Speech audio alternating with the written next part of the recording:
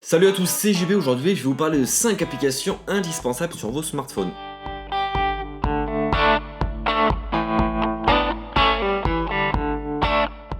Ces applications que je vais vous présenter sont compatibles et sur Android et sur iOS, comme ça, pas de jaloux. Alors la première application se nomme X-Lock, qui est disponible par contre exclusivement sur Android. C'est une application qui va vous permettre de pouvoir mettre des mots de passe ou votre empreinte digitale pour pouvoir ouvrir une application sur votre Springboard. Car à concret, vous êtes en soirée, votre iPhone fait office de DJ, c'est-à-dire que c'est lui qui met la musique et tous vos amis vont dessus pour mettre leur musique préférée. Et donc pour éviter que vos amis prennent votre téléphone et envoient pourquoi pas des SMS à une personne à qui ils devaient surtout pas envoyer d'SMS, je vous laisse deviner qui, ou encore qu'ils aillent sur Facebook mettre un post ou aller tout simplement checker vos photos, et bien vous avez cette alternative de télécharger X-Lock qui vous permet directement de configurer soit un mot de passe, soit un schéma, soit votre empreinte digitale dès que vous voudrez ouvrir des applications. Franchement en soirée c'est super pratique, mais j'ai dit en soirée, mais pour une vie famille ça marche également. Si vous êtes un parent et que vous avez une tablette ou un téléphone sous Android que vous prêtez à vos enfants mais que vous ne voulez pas qu'ils aillent sur telle ou telle application, vous mettez un code et ils n'y auront pas donc accès, c'est plutôt pratique. C'est gratuit, l'interface est super sympa, c'est super simple d'utilisation et surtout de pouvoir utiliser l'empreinte digitale, ça change tout parce que tout simplement c'est beaucoup plus facile, on appuie sur l'icône, ça s'ouvre, on met l'empreinte digitale et on arrive directement à l'intérieur de l'application et ça c'est vraiment cool. La deuxième application, je pense que vous ne la connaissez pas mais vous connaissez son contenu. Tout le monde utilise Snapchat et beaucoup de personnes utilisent les effets Snapchat, à savoir, vous prenez en photo, vous avez, les yeux rouges, vous avez une tête de troll ou j'en sais rien, plein de choses comme ça. Et bien directement, ce contenu est disponible dans une application complètement séparée de Snapchat. Il s'agit de l'application qui s'appelle, attention, préparez vos oreilles, MSQRD. Ils ont trouvé un nom toujours plus compliqué, mais bon, c'est pas un problème non plus en soi. Ça va tout simplement dans cette application vous permettre d'avoir les effets Snap et beaucoup d'effets Snap. Alors ce ne sont pas les officiels de Snapchat, mais ce sont des effets qui s'y ressemblent et qui sont super bien faits avec des nouveaux effets qui ne sont jamais sortis sur Snap et franchement ils sont super cool. Alors en soi, à quoi ça sert? Parce que de base, ces effets Snap on les utilise pour les envoyer à ses potes et rigoler. Simplement, il y a beaucoup d'enfants qui utilisent ces effets Snap simplement pour utiliser ces effets Snap et pas pour les envoyer. Du coup, pourquoi ne pas utiliser tout simplement une application dédiée qui vous permettra donc directement de mettre vos têtes en effet Snap pour rigoler directement toute cette petite application. La troisième se nomme Slidebox, qui est une application qui va vous permettre à la place dans votre galerie de photos choisir une par une vos photos et directement les glisser pour les mettre dans un album. Et bien directement vous allez avoir la possibilité de slider vos photos et de la mettre où vous voulez dans des albums que vous allez créer dans l'application. En soi c'est super pratique d'utilisation. Vous avez toutes vos photos qui arrivent, vous la prenez et vous appuyez sur tel ou tel bouton et ça viendra le mettre dans votre dossier principal.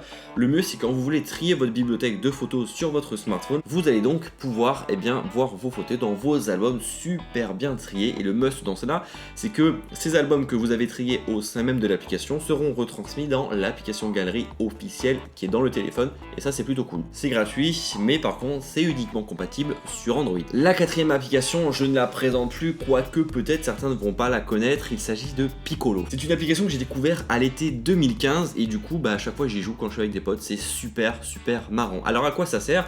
Comme son nom l'indique, ça sert à picoler. Et pour une fois, il n'y a pas de mauvais jeu de mots, c'est vraiment pour picoler. Mais dans un sens plutôt sympathique parce que directement dans l'application, vous allez rentrer le nom des potes qui sont avec vous autour d'une table et directement, l'application va tout faire. Elle va dire par exemple, tiens, vous me citez les personnages des Simpsons en commençant de A à Z, Mathis tu commences, et puis ça le fait dans le sens des aiguilles d'une montre. Et si une personne n'arrive pas à trouver de nom ou alors directement en dit un qui est déjà sorti, hop, elle boit.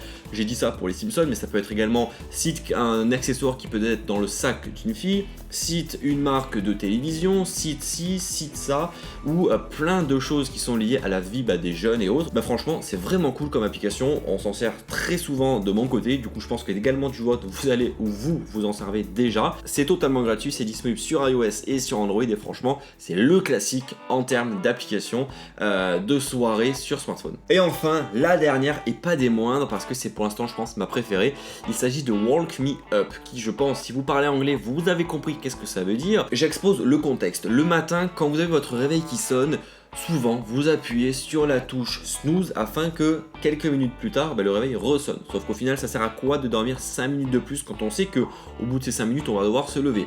en soi à rien, mais bon, ça fait plaisir de se dire, il me reste encore quelques minutes, je vais dormir, super. Et un jour, il m'est arrivé d'appuyer tellement de fois sur snooze que je me suis levé 1 heure après mon premier réveil. Donc là, je me suis dit, il faudrait trouver quelque chose, JB, à faire et trouver une application qui te permette de, dès que le réveil sonne, tu te lèves. Et du coup, j'ai cherché et j'ai trouvé une application, Walk Me Up, qui me permet donc, pour pouvoir éteindre mon réveil, l'alarme de ce réveil, de devoir marcher obligatoirement et de faire 15 pas. Là, vous vous dites, ouais, mais tes 15 pas, t'es pas obligé de les faire. Tu prends ton téléphone dans ton lit, tu bouges dans tous les sens et ça fera comme si tu fais les 15 pas. Sauf que pas du tout, j'ai testé et au final, il faut en fait marcher et il faut avoir un laps de temps tel entre les mouvements des bras que c'est que quand on marche que ça peut s'arrêter, que l'alarme peut s'arrêter.